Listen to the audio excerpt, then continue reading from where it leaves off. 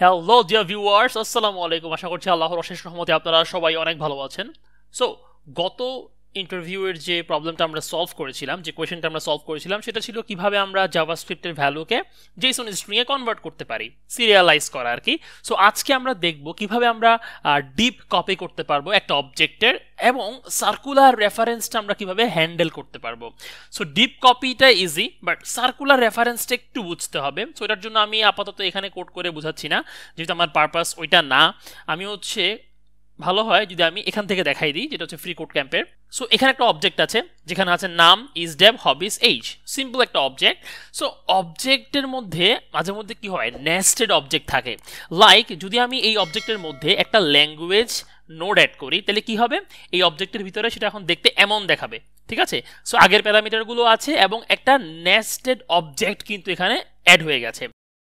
এখন খেয়াল করেন, যদি আমরা এই ল্যাঙ্গুয়েজকে অ্যাক্সেস করতে চাই, আমরা কিভাবে অ্যাক্সেস করতে পারি? ডট দিয়ে, অবজেক্ট ডট ল্যাঙ্গুয়েজেস, দেন ডট দিয়ে যদি আমি ফার্স্ট লিখি, আমি এই ফার্স্টকে অ্যাক্সেস করতে পারবো। রাইট? এতটুকু পর্যন্ত আশা করি ক্লিয়ার। এখন দেখেন, যদি ব্যাপারটা এমন হয় like object dot itself is equal to সেই অবজেক্টটাই, তাহলে কি হইল, অবজেক্টের মধ্যে একটা ইটসেলফ নামে প্রপার্টি অ্যাড হচ্ছে, যেখানে সেই অবজেক্টটাকেই আমরা আবার রাখছি। ঠিক আছে? তাহলে বিষয়টা দেখতে এমন দেখাবে, লাইক ইটসেলফ একটা প্রপার্টি যার ভিতরে হচ্ছে সার্কুলার ইনটু এই যে ওয়ান, এই জিনিসটাকে বলা হচ্ছে সার্কুলার রেফারেন্স। এই ইটসেলফের মধ্যে পুরো অবজেক্টটাকে আমি রেখে দিচ্ছি। তার মানে পুরো অবজেক্টের ভিতরে তো ইটসেলফ প্রপার্টিটাও আছে। তার মানে কি, সেই অবজেক্টের যে রেফারেন্স, তার ভিতরে আবার ইটসেলফ চলে আসছে, সেই ইটসেলফের ভিতরে আবার সেই অবজেক্ট চলে আসছে, আবার সেই ইটসেলফের ভিতরে আবার সেই অবজেক্ট চলে আসছে, পুরো অবজেক্টটা চলে আসছে। সো এটা একটা ইনফাইনাইট লুপের মতো কিন্তু হয়ে যাচ্ছে। যদি এখানে খেয়াল করেন, দেখেন আগের অবজেক্টটা ছিল ইটসেলফ, তার ভিতরে আবার যেহেতু সেম অবজেক্টটাকেই রাখা হয়েছে, সেখানে তো ইটসেলফটাও ছিল, তাহলে এর ভিতরে আবার ইটসেলফ, তার ভিতরে আবার পুরো অবজেক্টটা, সেখানের ভিতরে আবার ইটসেলফ, ব্লা ব্লা ব্লা, এভাবে পুরো এটা একটা ইনফাইনাইট লুপের মতো হয়ে যাচ্ছে। রাইট? সো গ্রাফিক্যাল ইলাস্ট্রেশনটা যদি আপনি দেখেন, খেয়াল করেন, এই যে অবজেক্ট, এর ভিতরে ইটসেলফ, ঠিক আছে, যেটা হচ্ছে যেটার ভিতরে আমরা অবজেক্টটাকে রাখছি, তাহলে অবজেক্টের মধ্যে তো ইটসেলফ ছিলই, তার মানে সেটা এটার ভিতরে নিজেকে নিজে সে আবার ডিফাইন করছে, আবার এটার ভিতরে সেম আবার আছে। সো এইভাবে জিনিসটা একটা ইনফাইনাইট ওয়েতে চলতে থাকে, যেটাকে আমরা বলছি হচ্ছে সার্কুলার রেফারেন্স। ঠিক আছে? সো এতটুকু আশা করি ক্লিয়ার। আমি যদি অ্যাক্সেস করতে চাই, আমাকে এভাবে ইটসেলফ, তার ভিতরে আবার ইটসেলফ, তার ভিতরে আবার ইটসেলফ, এভাবে গিয়ে গিয়ে গিয়ে গিয়ে আমি ফার্স্টকে পাবো। যদি আমি সরাসরি ফার্স্টকে অ্যাক্সেস করতে চাই ওই ভিতরের ইটসেলফের ভিতরে গিয়ে। সো এই যে সার্কুলার রেফারেন্স তৈরি হচ্ছে, আমরা যখন জেসন স্ট্রিংয়ে কনভার্ট করব, তখন কিছু ইস্যু এখানে দেখা দিবে। লাইক এটা হচ্ছে আমার আগের অবজেক্ট ছিল, আমি যদি এটাকে জেসন স্ট্রিংয়ে কনভার্ট করি, স্ট্রিংইফাই করে, যেটা আমরা লাস্ট ভিডিওতে দেখেছিলাম, তাইলে সিম্পলি জিনিসটা এভাবে দেখাচ্ছে। এখন যেহেতু এর ভিতরে আবার কি আছে, আরেকটা নেস্টেড অবজেক্ট আমরা প্রথমে অ্যাড করেছিলাম, সেটাও অ্যাজ ইট ইজ কাজ করবে, কোনো সমস্যা নাই। নেস্টেড যাই থাকুক সেটা স্ট্রিংইফাই হয়ে যাবে, এটা কোনো প্রবলেম না। এখন দেখেন, যদি এর ভিতরে কি থাকে, ওই যে আমরা যেটা বললাম ইটসেলফ, তার ভিতরে আবার ইটসেলফ, তার ভিতরে আবার ইটসেলফ, সেক্ষেত্রে কি হবে, পুরো জিনিসটা আমার স্ট্রিংইফাই হয়ে যাবে। এভাবে স্ট্রিংইফাই হইতেই থাকবে, একটার ভিতরে একটা, এটার ভিতরে আবার একটা। এখন কোয়েশ্চেন হচ্ছে, এই স্ট্রিংইফাইটা যে শুরু হয়েছে, এটা কোথায় গিয়ে থামবে? কারণ ইটসেলফের ভিতরে আবার ইটসেলফ, তার ভিতরে আবার ইটসেলফ, তো জেসন স্ট্রিংইফাই করতে করতে করতে করতে একটা সময় গিয়ে কি হবে, স্টেক ওভারফ্লো হয়ে যাবে। সো এটা সলভ করার অনেকগুলাই ওয়ে আছে, বাট আমাদের আজকের কোয়েশ্চেনটা হচ্ছে কি, implement A function that performs a deep copy of a value but also handles circular reference. So যদি সার্কুলার রেফারেন্স থেকে থাকে, সে ওইটাকেও হ্যান্ডেল করবে। ঠিক আছে? সো এখানে একটা জিনিস বুঝতে হবে, ডিপ কপি এবং শ্যালো কপি, এই দুইটা টপিক খুব ইম্পর্টেন্ট জাভাস্ক্রিপ্টের জন্য। সো ডিপ কপি আমরা কখন বলি এবং শ্যালো কপি আমরা কখন বলি? সো ডিপ কপি হচ্ছে, ডিপ কপির মিনিংটা হচ্ছে creating a new object that is an exact clone of the original. ঠিক আছে? মানে একদম হুবহু ক্লোন করবে অরিজিনালটাকে উইথ নেস্টেড অবজেক্টস অথবা অ্যারে যদি থাকে সেটা। সো মানে মেইন অবজেক্ট, তার ভিতরে যদি নেস্টেড অবজেক্ট থাকে, সেটাকেও সে কি করবে, এক্স্যাক্টলি ক্লোন করবে। আর শ্যালো কপি কি করে? শ্যালো কপি হচ্ছে শুধুমাত্র টপ লেভেল যে প্রপার্টি আছে ওইটাকে হচ্ছে সে কপি করে, আর ভিতরের যে নেস্টেড অবজেক্ট যদি থেকে থাকে আর কি, অথবা নেস্টেড কোনো অ্যারেই থাকে অবজেক্টের ভিতরে, সেটাকে সে হচ্ছে সেটার রেফারেন্সটা কপি করে। সে কিন্তু পুরো অবজেক্ট উইথ নেস্টেড অবজেক্ট পুরোটাকে হচ্ছে এক্স্যাক্ট ক্লোন করবে না, যেটা হচ্ছে ডিপ কপি করে থাকে। ওকে, আশা করি শ্যালো কপি এবং ডিপ কপি এই দুটো জিনিস মোটামুটি ক্লিয়ার হয়ে গেছে। আসেন এবার হচ্ছে আমরা সরাসরি হচ্ছে ইমপ্লিমেন্টেশনটা শুরু করি। সো সিম্পলি আমরা প্রথমেই হচ্ছে একটা ফাংশন বানাবো, যেটার নাম দিলাম আমরা ডিপ কপি। এটা হচ্ছে আমাদের তৈরি ফাংশন। লাইক সো এখানে আমাদের অবজেক্ট আসবে এবং আমরা হচ্ছে একটা সিন প্যারামিটার নিব, যেখানে আমরা হচ্ছে একটা নিউ উইক ম্যাপ ইনিশিয়ালাইজ করব। সো উইক ম্যাপটা কিন্তু ইন্টারেস্টিং, এটা নিয়ে আমি একটু পরেই কথা বলছি। উইক ম্যাপ আপাতত আপনাদের না বুঝলেও চলবে।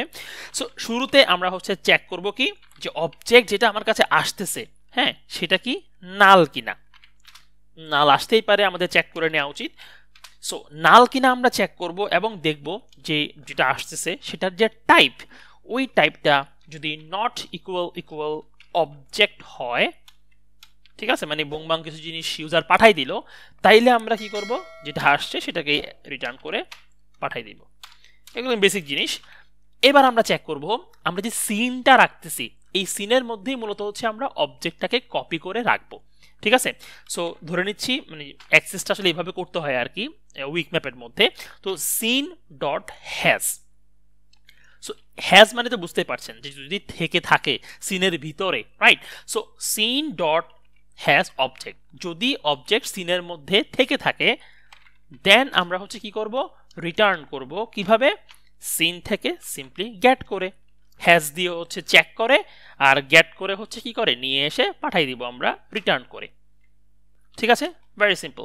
এখন আসেন প্রথম ইফগুলো কাজ করলো না, আমাদের কপির কাজটা আমরা আসলে কিভাবে করব আর কি।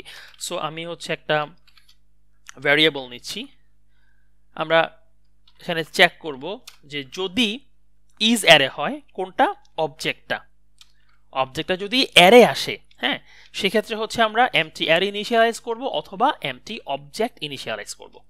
এবার আসেন আমরা হচ্ছে সিন যেটা আছে আমাদের সেইখানের মধ্যে আমরা কি করব, সেট করব। So object and copy. So এইটার মানেটা হচ্ছে আমরা এখানে কি করছি, আসলে আমরা রেফারেন্স স্টোর করছি হ্যান্ডেল করার জন্য কি সার্কুলার রেফারেন্সটাকে। ওকে, মানে একটু কঠিন হয়ে গেল, সমস্যা নেই, আমি বুঝাই দিচ্ছি। সো আমরা হচ্ছে লুপ চালাচ্ছি, কি নিচ্ছি, অবজেক্টের মধ্যে ডেফিনেটলি হচ্ছে কি ভ্যালু পেয়ারেই তো থাকবে। সো সেখানের মধ্যে হ্যাজ ওন প্রপার্টি, যদি তার ভিতরে যে অবজেক্টের কিটা থাকবে সেটার ভিতরে যদি নিজের প্রপার্টিগুলাই আবার থাকে, হ্যাঁ, সেই ক্ষেত্রে আমরা কি করব, আমরা বলবো যে কপি এর কি এর ভিতরে আমরা হচ্ছে যে ফাংশনটা আমরা করে রেখেছি আর কি, সেটার ভিতরে আবার সেটাকেই কল করে দিচ্ছি। সো অবজেক্ট উইথ কি দেন সিন। ওকে, অ্যান্ড লুপ থেকে তো এক সময় বের হবেই, সো বের হওয়ার পরে কপিটাই আমরা হচ্ছে রিটার্ন করে দেব। আচ্ছা, এখানে মূলত কি হচ্ছে এই জিনিসটা বুঝতে হবে। সো এখানে আমরা হচ্ছে ওই অবজেক্টের কি ধরে ধরে আমরা ইটারেট করতেছি পুরো অবজেক্টের ভিতরে, এবং সেই অবজেক্টের মধ্যে যদি তার নিজের প্রপার্টি থাকে অ্যাজ এ কি হিসেবে, আমরা সিম্পলি কপি করে সেটাকেই আবার আমাদের যে কপি অবজেক্টটা আমরা উপরে তৈরি করে রেখেছিলাম এটার মধ্যে আমরা আবার স্টোর করে দিচ্ছি। সো আলটিমেটলি যেই কি আসতেছে সেটাই আমরা এখানের মধ্যে ঢুকতেছে, ঢুকে চেক করতেছি, আমরা চেক করে এসে সেটাকেই আমরা সিনের মধ্যে কপি করে রেখে দিচ্ছি। ঠিক আছে, ভেরি ইজি। এবং যেহেতু ঘুরে আসতেছে সেইটা কপি হয়ে আবার সিনের মধ্যে সেট হয়ে যাচ্ছে। ঠিক আছে, এখন ফাইনালি আমরা যদি বাইরে থেকে আসি, ধরেন আমি এখানে একটা অবজেক্ট ডিক্লেয়ার করলাম নেম আবির।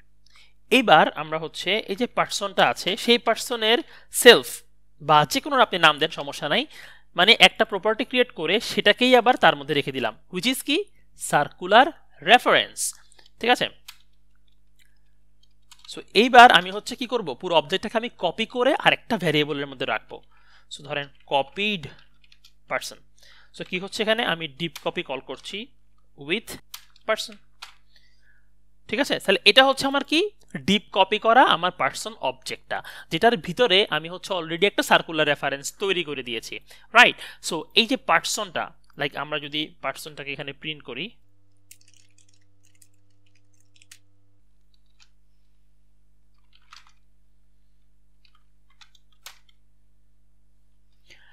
খেয়াল করে দেখেন এখানে কি হচ্ছে, নেমের মধ্যে নেমটা আছে এবং সেলফের মধ্যে সার্কুলার 1, দ্যাট মিন্স এই পুরাটা অ্যাজ এ সার্কুলার রেফারেন্স হিসেবে সেলফের ভিতরে আছে। এবার যদি আমরা যেটা আমাদের কপি করা ভ্যালু ছিল, এটাকে আমরা জাস্ট হাইড করি, যদি আমরা সেটাকে প্রিন্ট করি, আপনি খেয়াল করলে দেখবেন সো এক্স্যাক্টলি পুরোটাই কপি কিন্তু হয়ে গেছে। এর ভিতরে যদি সার্কুলার রেফারেন্স থাকেও সেটাও কিন্তু এখানে হ্যান্ডেল করা হয়ে গেছে। ওকে, সো প্রশ্ন আসতে পারে এখন যে আমরা উইক ম্যাপ কেন ইউজ করেছি, রাইট? এখানে উইক ম্যাপের কাজ কি?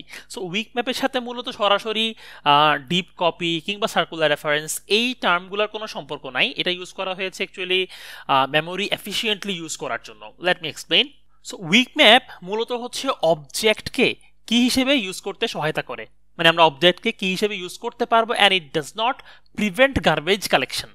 এর মানে কি, এটা হচ্ছে মেমোরি এফিশিয়েন্ট এবং এটা হচ্ছে আমার অবজেক্টগুলোকে এফিশিয়েন্টলি ট্র্যাক করতে পারে। সেটা তো আপনারা কোডে দেখতেই পাচ্ছেন। লাইক আমরা যদি এখানে খেয়াল করি, আমরা যখন সিনটাকে প্রথমে একটা নিউ উইক ম্যাপ দিয়ে ইনিশিয়ালাইজ করে দিলাম, এখন এই সিনের মধ্যে আমরা চেক করতে পারছি যে অবজেক্টটা আছে কিনা, এবং সেটাকে তুলে আমরা রিটার্ন করে দিতে পারতেছি, এবং আবার না থাকলে আমরা সেট করে দিতে পারতেছি। সো একবার যদি আমরা অবজেক্টটাকে সেট করে দিই, সে কিন্তু নেক্সট টাইম আবার সেট করবে না, সে চেক করে দেখবে অবজেক্টটা আছে কিনা, যদি থাকে সে কিন্তু ওটাকেই রিটার্ন করে দিবে। ঠিক আছে, আশা করছি জিনিসটা ক্লিয়ার হয়ে গেছে। তারপরেও যদি কোনো কোয়েশ্চেন থাকে then feel free to ask me in comment box. So দেখা হবে আবার নেক্সট ক্লাসে নতুন কোনো ইন্টারভিউয়ের প্রবলেম সলভিং নিয়ে। টিল দেন ভালো থাকেন সবাই। আসসালামু আলাইকুম, আল্লাহ হাফেজ।